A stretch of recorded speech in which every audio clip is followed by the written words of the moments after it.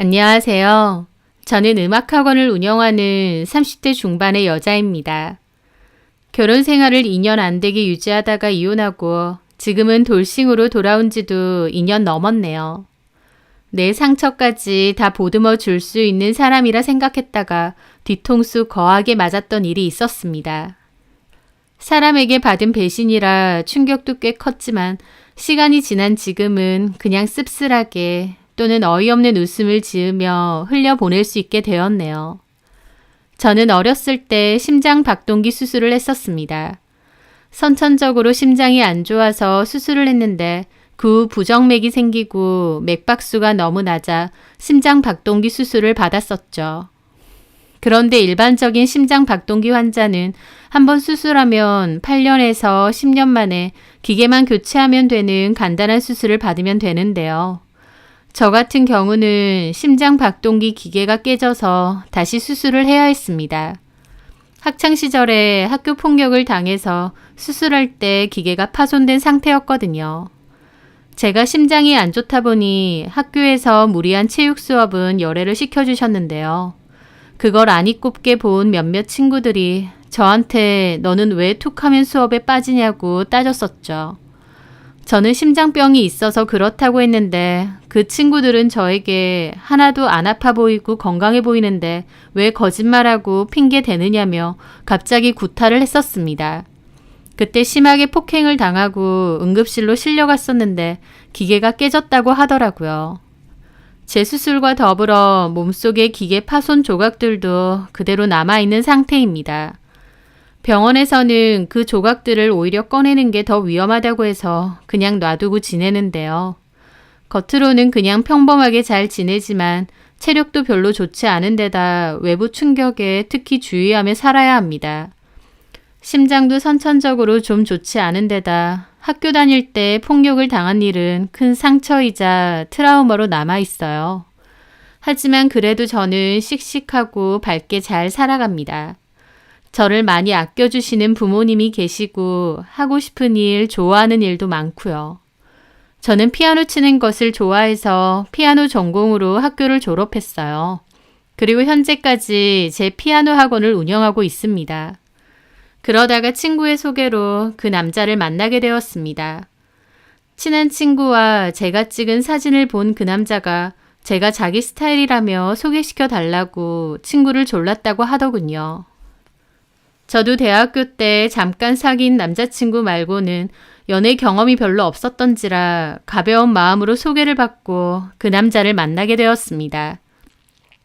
그 사람은 성격이 쾌활하고 밝은 사람이었어요.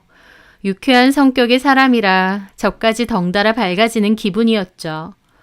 저도 그 남자에게 푹 빠지게 되었고 저희는 알콩달콩한 연애를 했습니다.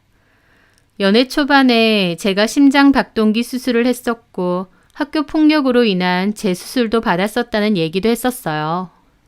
남친은 저에게 수술과 힘든 일이 있었음에도 이렇게 잘 지내줘서 고맙고 기특하다고 하더라고요. 그리고 학창시절에 저를 폭행했던 그 아이들에 대해서는 저보다 더 분노하고 화를 내주었습니다. 누군가 내 마음을 자기 마음 마냥 이해하고 화내주고 공감해 준다는 게 참 기분 좋고 행복한 일이었어요. 그렇게 잘 지내왔고 저도 그 사람이 너무 좋았어요.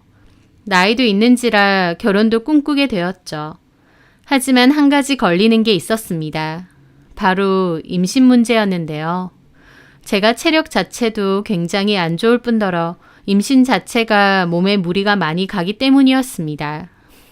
저도 아이를 좋아하고 사랑하는 사람 사이에서 아이를 낳고 싶기도 했죠.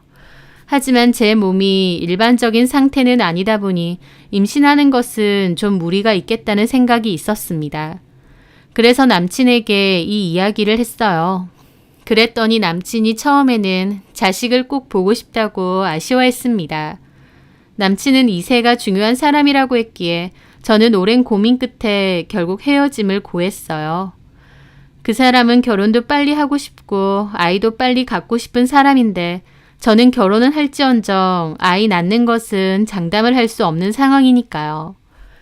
그 사람을 너무 좋아했지만 또 좋아했기에 붙잡아 두는 것이 욕심이라고 생각했습니다. 그래서 제가 그랬죠. 나는 임신이 힘들 가능성이 높다. 그러니 결혼과 임신을 위해서라면 나하고는 미래를 그려나가는 게 어려울 것 같다고요. 사랑하는데 그런 문제로 헤어짐을 고한다는 게 가슴이 아팠지만 어쩔 수 없었습니다.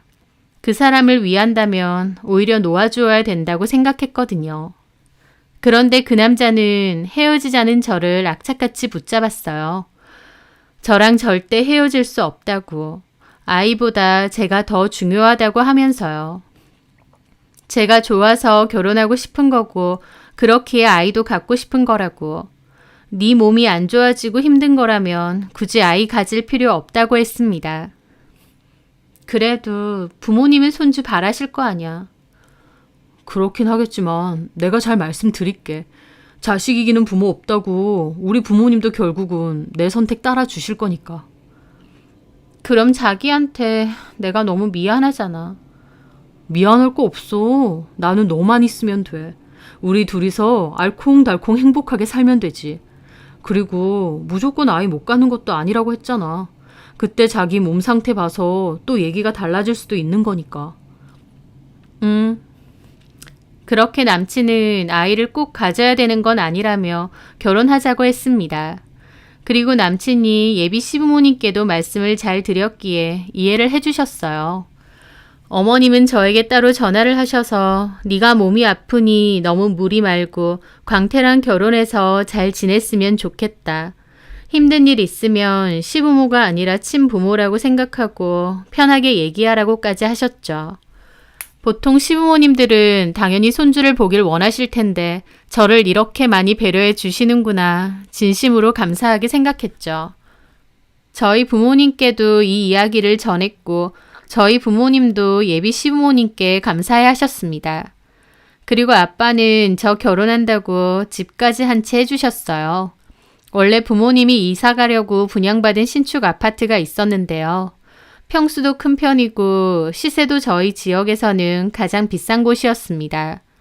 그런데 부모님은 원래 사시던 곳에 계속 사시고 저희 결혼하면 거기서 살라고 해주신 거죠. 결혼 비용에서 가장 큰 돈이 들어가는 게 신혼집인데 그게 저희 부모님 도움으로 해결되니 저희의 결혼 준비는 일사천리였습니다. 그렇게 저희는 결혼했고 별다른 문제 없이 행복한 결혼 생활을 이어갔습니다. 그런데 결혼 생활 1년이 지났을 무렵부터 남편은 아이 얘기를 꺼내기 시작했어요. 마트를 가거나 산책을 갈 때 아이들을 보면 귀엽다, 부럽다, 쟤는 몇 살이겠냐, 가족끼리 저렇게 다니니 좋아 보인다 등등의 얘기를 많이 했죠. 처음엔 저도 별 생각이 없었는데 점차 그런 얘기를 자꾸만 하니 저도 마음이 무거워지더라고요. 남편은 시간이 갈수록 아이 얘기를 점점 더 많이 꺼냈습니다.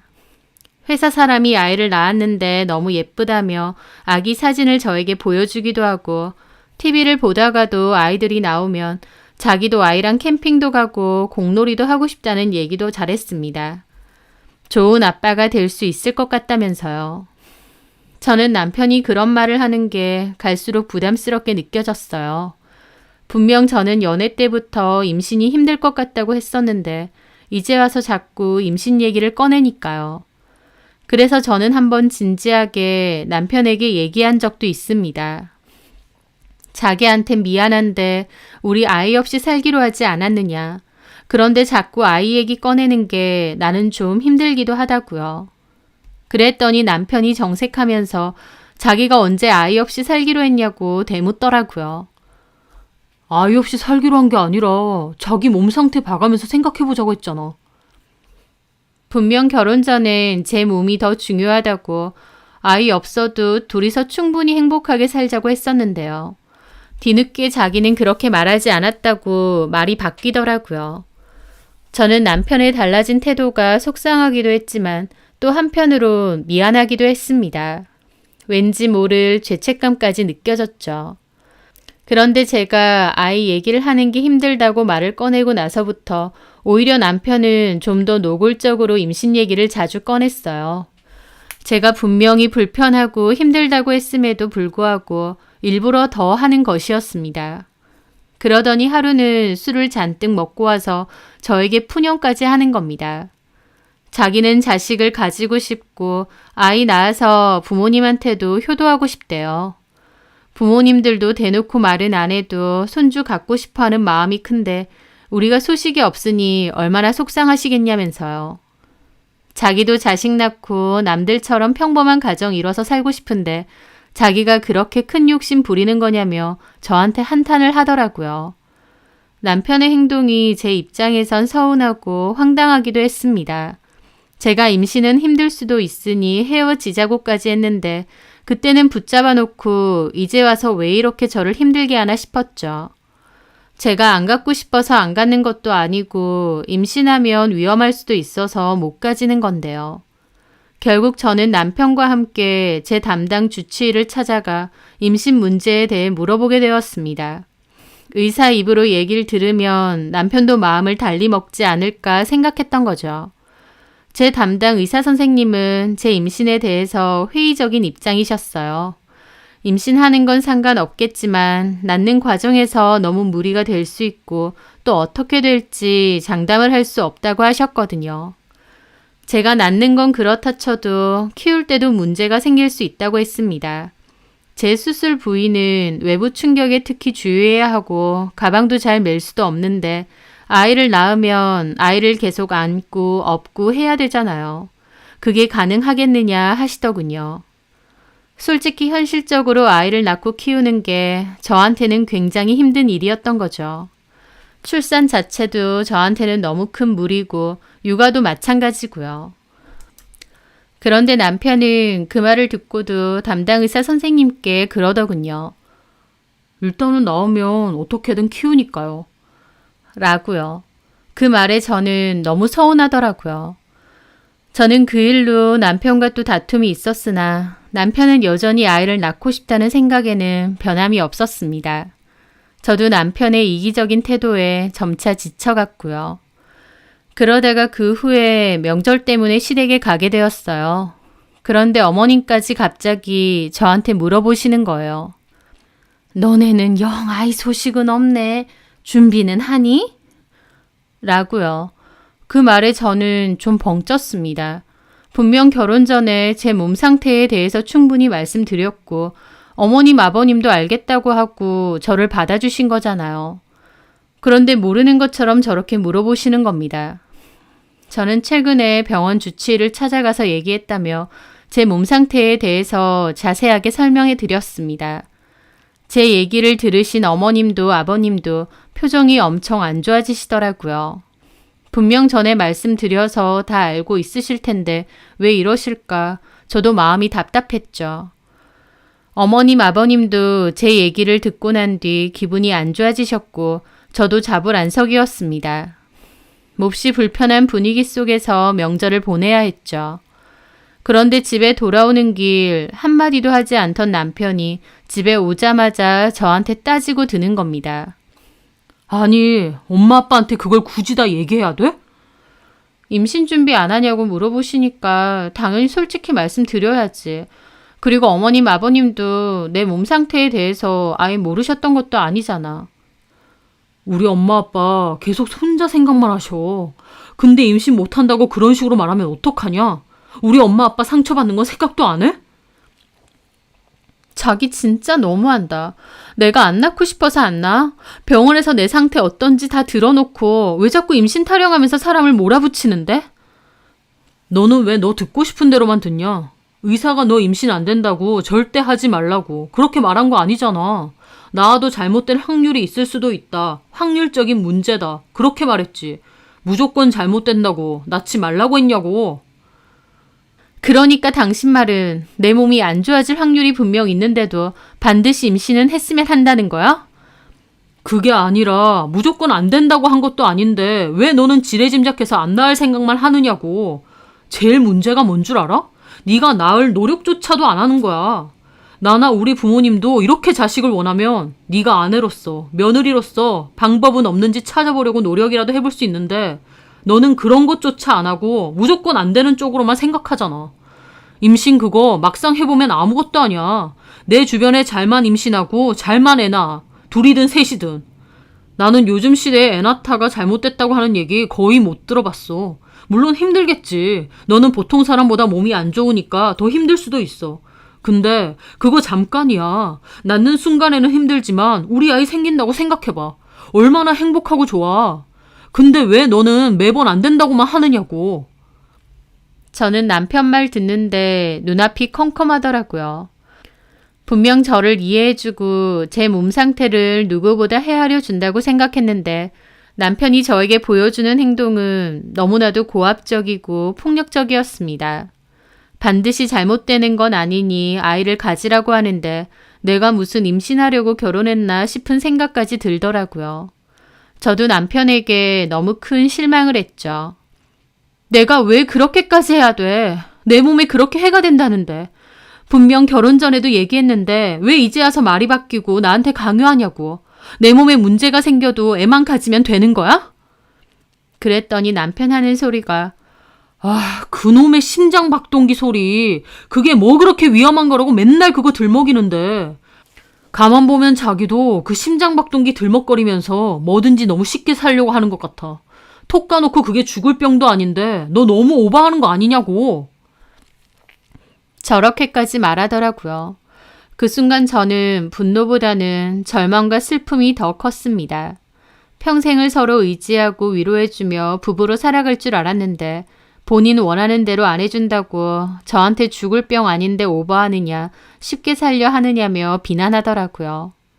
저는 남편의 행동이 너무 기가 막혔고 큰 상처가 되었습니다.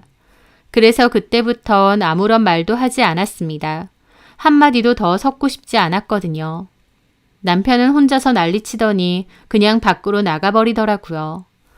남편의 행동도 너무 슬프고 힘들고 남편이 너무한다 싶었어요. 하지만 또 한편으론 제 스스로가 원망스럽기도 했습니다. 나는 왜 아파서 아이조차 갖기 힘든 걸까 우울하기도 하더라고요. 게다가 남편 말 맞다나 내가 내 질환을 핑계 삼고 있었나 싶은 생각마저 드는 겁니다. 그날 저는 몇 시간 동안 그냥 눈물만 뚝뚝 흘리며 많은 생각을 했던 것 같아요. 그 뒤로 남편과 저는 냉전 상태가 되었습니다. 대화도 거의 하지 않고 지냈죠.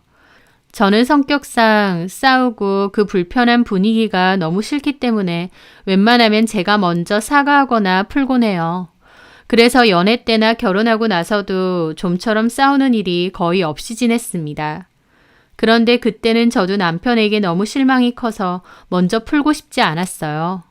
애초에 제가 잘못한 것도 아니었고요. 제가 먼저 안 푸니까 남편도 안 풀었고 그렇게 점차 서로 대화도 없이 지냈습니다. 그렇게 지냈던 게 1주일, 2주일, 결국 달이 지나가더라고요.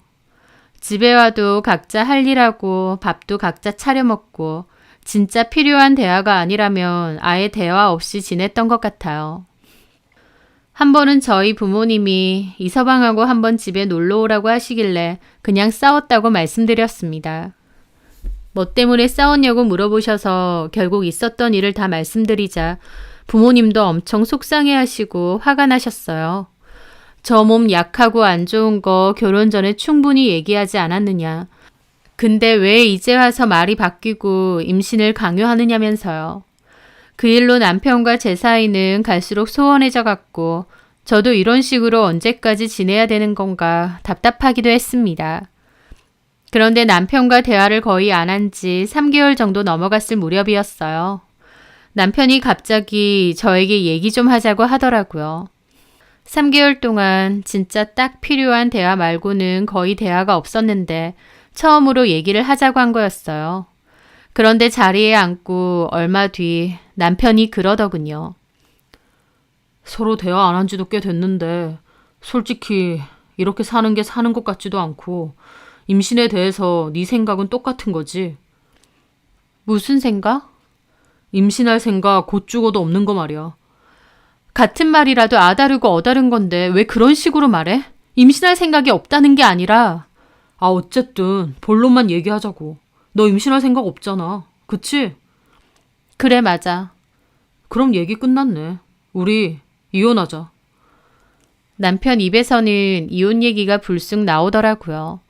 냉전이 오래되었기 때문에 저도 이혼 생각을 아예 안 한 건 아니지만 막상 남편 입에서 아무렇지 않게 이혼 얘기를 들으니 심장이 쿵 내려앉았습니다. 이혼?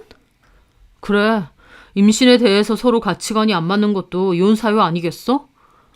아니지. 그렇게 말하면 네가 나한테 일방적으로 임신을 강요하는 게 이혼 사유겠지. 뭐라고? 됐다. 길게 말 섞고 싸우고 싶지도 않아. 그러니까 너도 이혼에 동의하는 거지.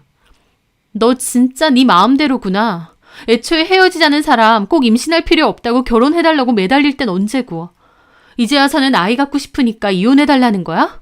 이렇게까지 이기적인 인간이었어?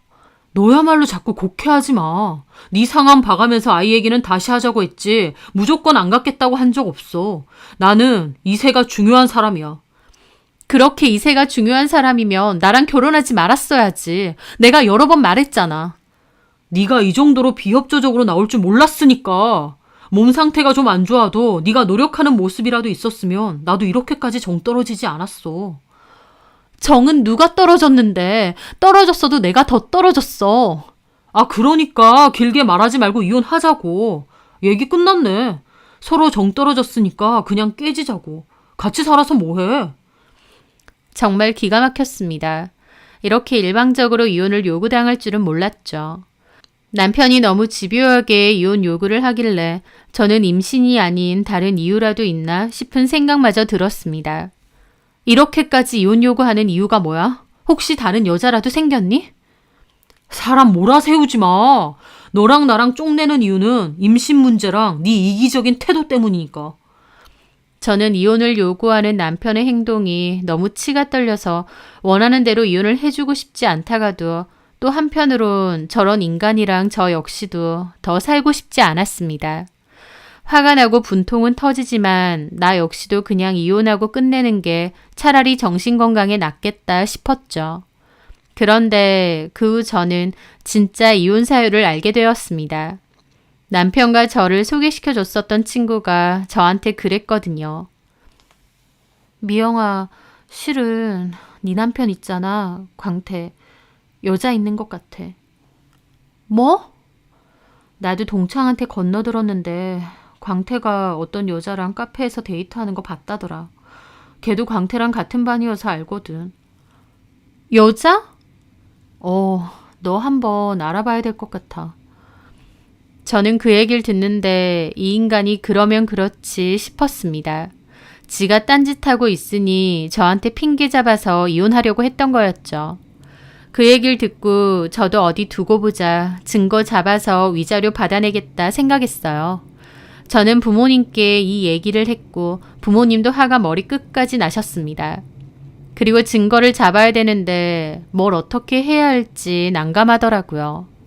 그런데 마침 저희 아빠 아시는 친구분이 과거에 심부름센터 일을 하셨거든요. 지금은 손 떼시고 다른 일을 하시지만 믿을 만한 사람은 소개해 줄 수 있다고 하셨죠. 저는 그분에게 남편 직장이며 신상 정보를 넘겼고 2주 정도 뒤에 증거를 받을 수 있었습니다.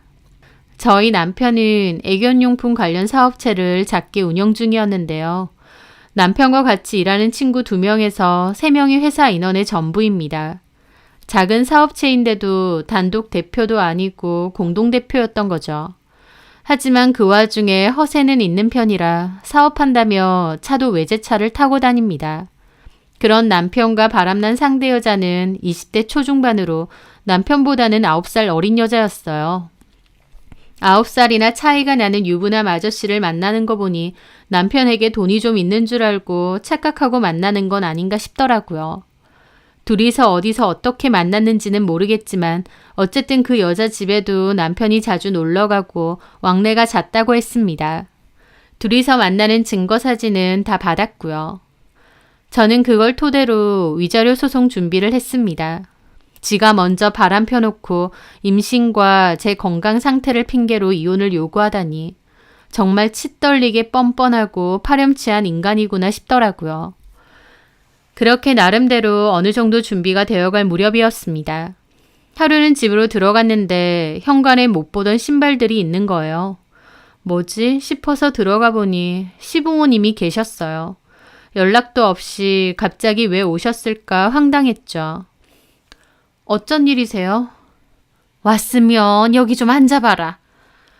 저는 황당한 기분으로 자리에 앉았습니다. 너네 사이 안 좋은 지 꽤 됐다며? 각방 쓰고 대화도 안 한다고.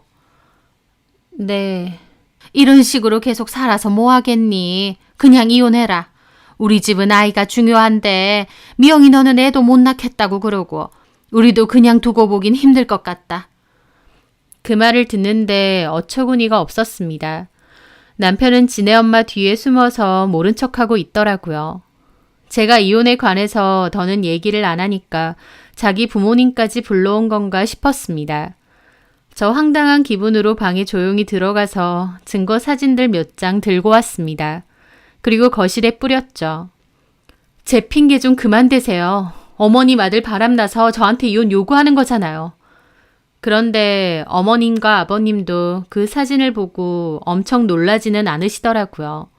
오히려 당황스러운 얼굴로 힐끗힐끗 눈치만 보시고요. 그 순간 알겠더군요.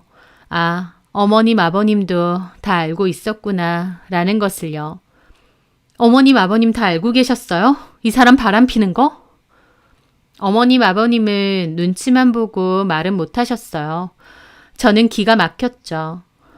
진짜 너무들 하시네요. 아들 바람피는 거 뻔히 알고 계셨으면서 도리어 제 탓하면서 이혼 요구하세요? 아니 근데 너는 이 사진들을 어디서 났니? 너 설마 광태한테 사람이라도 붙인 거야? 그게 중요한가요? 중요하지. 네가 뭔데 함부로 사람을 붙여? 네가 캥길 게 없으면 그게 뭔 상관이겠어. 근데 결국 네가 다른 여자랑 바람난 게 다 나오네? 네가 인간이냐? 어머님 아버님도 그러시는 거 아니에요. 광태가 바람난 것도 알고 보면 결국 네 잘못이다. 네? 그게 무슨 말씀이세요? 얘는 얼마나 자기 자식 갖고 싶어 하는데 우리도 그렇고. 근데 너는 애 안 가질 거라고 했다며.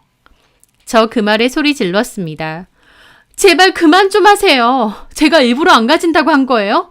제 건강 상태 때문에 임신은 어렵다고 몇 번이나 말씀드렸잖아요. 왜 이제 와서 몰랐던 것처럼 이러시냐고요. 얘가 어디서 소리를 질러? 깜짝아. 순한 줄 알았더니 이제 본성질 나오네. 야, 말이야 바른 말이지. 결혼을 했으면 임신하는 것도 되든 안 되든 노력이라도 해야 될 거 아니야. 네 그 심장 수술한 것만 들이밀면 끝이야?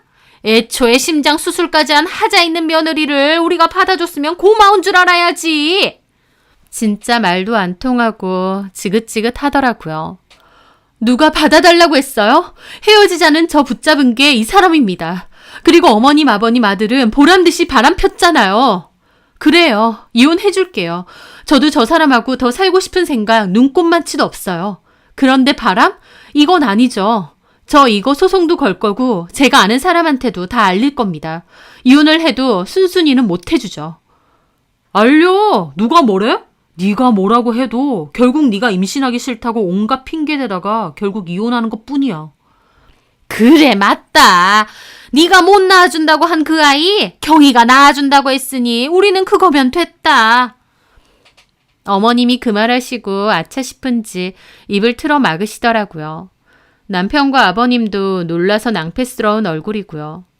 아, 그 여자가 임신까지 했구나 싶었습니다. 그래서 어머님이고 아버님이고 이토록 다 제쳐두고 이혼 노래를 부르시는구나 싶었죠. 임신했다고요? 그 여자가? 제 물음에도 조용하더라고요. 그러더니 어머님이 그래, 너는 하기 싫다고 했던 그 임신 경희는 했다. 이름까지 아주 친근하게 부르시네요. 벌써 며느리 다 됐나 봐요. 우리 입장에선 결국 손주 임신했다는 경희한테 마음이 더 쓰일 수밖에 없지 않겠니? 어련하시겠어요. 그래요. 아들 이혼시키고 재혼도 시키고 손주도 많이 보세요. 당신 이 집에서 당신 부모님 데리고 당장 나가. 뭘 나가? 바람 피더니 머리까지 돌대가리 됐니? 이 집 우리 아빠가 해준 집이야. 이런 쓰레기 같은 인간들인지 모르고 우리 아빠가 집까지 해주신 게 기가 막힌다. 뭐? 쓰레기? 너 말 다 있냐? 나가세요. 아들 데리고 나가시라고요. 야, 어디다 나가라 마라 그래? 저는 그 자리에서 저희 부모님께도 전화를 드렸습니다. 저희 부모님도 전화 받자마자 오시겠다고 했어요. 남편은 이혼할 건 맞지만 이렇게 사람 바로 쫓아내는 게 어디느냐고 따지고 들더라고요. 잠시 후 저희 부모님도 집에 도착하셨어요. 저희 아빠 들어오자마자 남편과 시부모님께 나가라고 이 집에서 썩 꺼지라고 했습니다. 어머님은 그 와중에 가정 가구는 우리가 해갔다 어쩌길래 아빠가 이깟 것들 당장 보내줄 테니까 이 집에서 꺼지라고 했죠. 그렇게 양가 부모님들 사이에서 소란이 있었고 결국 시부모님과 남편도 가정 가구 똑바로 보내라며 소리 지르며 나갔습니다. 저희 아빠는 다음날 용달 트럭 찾아서 짐 싹 빼서 시댁에 보내버렸고요. 그 일을 시작으로 본격적으로 이혼 진행과 상간소송도 진행했습니다. 저는 증거가 충분했고 게다가 상대 여자가 임신까지 한 상황이니 무조건 제가 유리했죠. 반면 남편 쪽은 제가 불법으로 사람을 써서 증거를 수집했다고 그걸로 고소를 할 거라고 했습니다. 저는 제가 증거 수집에 어려움을 겪다 보니 저와 아빠 아시는 분이랑 함께 미행하면서 증거를 수집했다. 어떤 금전적인 사례도 하지 않았다 주장했습니다. 당사자인 제가 외도 증거를 잡기 위해 같이 미행을 하는 것은 불법이 아니었기에 다행히 참작이 되어서 남편의 고소권은 없던 일로 처리가 되었습니다. 이혼은 협의로 진행했고 위자료 소송만 진행했기에 다행히 짧은 소송 끝에 판결문과 위자료를 받고 소송도 끝내게 되었습니다. 이혼하고 나서는 남편에 관한 이야기는 듣고 싶지도 않아서 일부러 안 들으려고 차단을 했었어요. 제 주변 친구들한테도 남편 얘기는 그냥 하지 말라고 했고요. 그렇게 저는 이혼 후 다시 원래의 제 삶으로 돌아왔습니다. 집도 부모님이 저보고 그냥 살라고 하셔서 남편만 없다 뿐이지 저 혼자 계속 살았고요. 남편과의 이혼 때문에 한동안 마음이 많이 힘들었지만 막상 끝나고 나니 아무렇지 않더라고요. 그런데 이혼이 마무리되고 8, 9개월 정도 지났을 무렵 저는 친구에게서 너무 어이없고도 고소한 전 남편의 근황을 듣게 되었습니다. 제가 듣고 싶지 않아 했기에 전 남편 얘기는 일부러 아예 하지 않던 친구였는데요. 그래도 이 얘기는 너도 알아야 된다면서 꼭 얘기해 줘야겠다고 하더라고요. 광태 말이야. 너랑 이혼하고 그 어린 여자랑 다시 재혼을 하니 어쩌니 했거든. 그 여자애가 그때 광태 임신했다고 그러고. 맞아. 그때 그랬지. 지금은 나았니? 그 말에 친구가 어이없다는 듯 웃는 겁니다. 낳긴 몰라. 낳을 애가 애초에 없었는데. 그 말에 저는 황당해서 물었죠. 그게 무슨 말이야? 와, 그 여자애 진짜 보통 아닌 것 같더라. 나도 너 광태랑 그렇게 되고 광태랑은 연락 끊었거든. 너무 정 떨어져서. 그러다가 다른 동창한테 건너 들었단 말이야. 광태가 너랑 이혼도 하기 전에 그 여자랑 같이 산다고 하고 재혼도 할 거라고 그랬대. 그런데 그 여자애는 광태가 사업한다 그러고 차도 비싼 차 타고 다니고 또 집도 좋은 데 살았잖아. 너네 신혼집 말이야. 거기 되게 비싼 데였잖아. 그랬지. 아빠가 나 결혼한다고 살라고 하신 집이었으니까. 그러니까 그 여자애도 광태네가 제법 잘 사는 줄 알았나 봐. 그 집도 광태네 집인 줄 알았던 모양이고.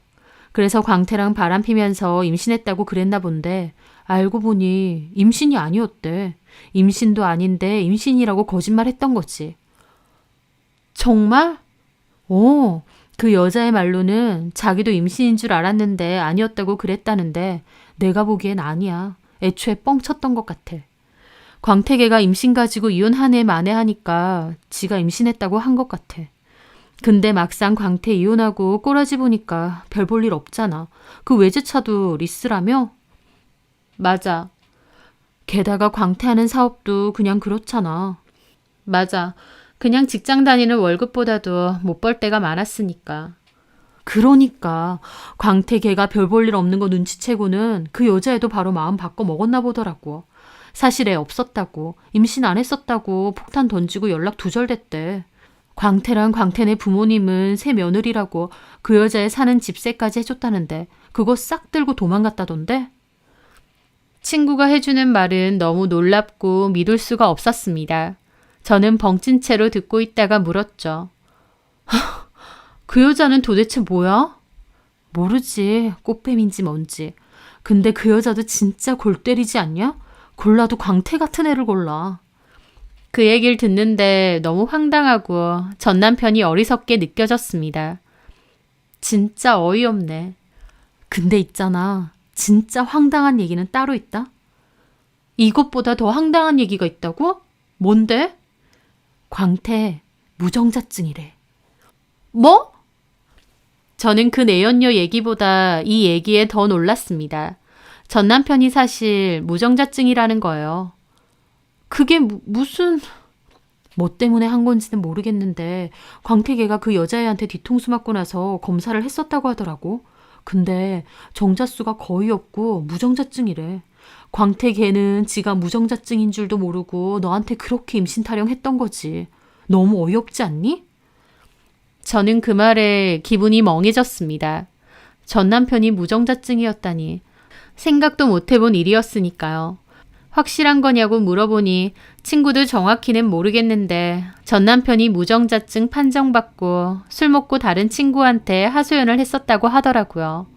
그러면서 저랑 헤어진 것도 후회를 하더랍니다. 자기가 애초에 씨 없는 수박인 줄도 모르고 그렇게 임신 타령하다가 그런 꽃뱀 같은 여자한테 당하고 이혼하고 돈까지 털린 상황이니까요. 그렇게 아이 갖고 싶다고 이세를 원한다면서 제 몸 상태 가지고 비난하고 부담 주고 사람 피말렸는데 정작 본인 몸 상태는 더더욱 임신을 하기 힘든 상황이었던 거죠. 만약 전 남편이 그 사실을 미리 알았더라면 저를 위해서 임신을 포기한 척 착한 남편인 척하며 속이고 살았을 것 같습니다.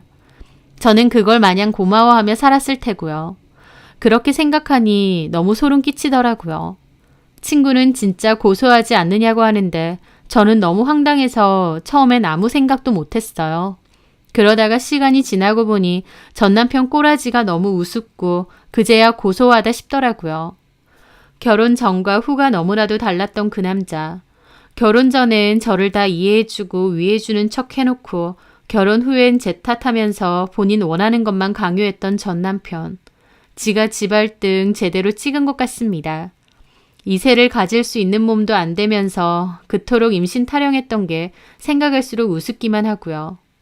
저만 있으면 된다며 사탕 발린 소리 하다가 결혼하고 나선 지 멋대로 저를 휘두르고 후려쳤던 그 인간. 더 길게도 안 살고 쫑을 낸 것이 얼마나 잘한 일인가 싶습니다. 아이도 좋지만 저는 제 몸, 제 건강도 너무 중요합니다. 제 몸이 건강하고 튼튼해야 아이도 잘 기를 수 있는 건데 저를 무슨 애 낳는 기계 취급하며 몰아붙였던 전 시댁과 전 남편.